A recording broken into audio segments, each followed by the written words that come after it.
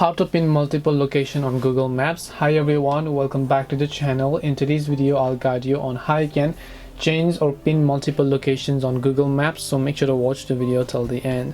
Now maybe you want to save or pin a location on Google Maps so that you can just access them next time. It is very simple. All you have to do is just go ahead and then basically open the Google Maps application on your phone.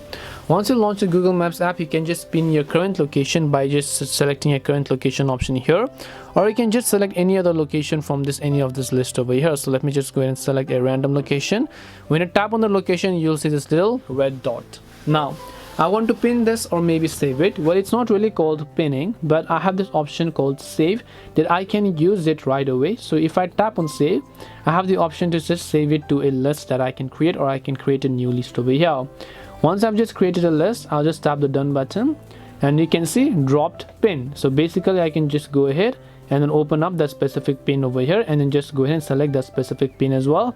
Now I can again tap the save option, select the location, tap the done button, and now you can see the pin has been dropped. Now next time what I can do is I can just tap my profile icon here and then I can just go to my saved section. In this case, once I go to saved, I'll be able to see a list of places that I've saved and then follow them accordingly.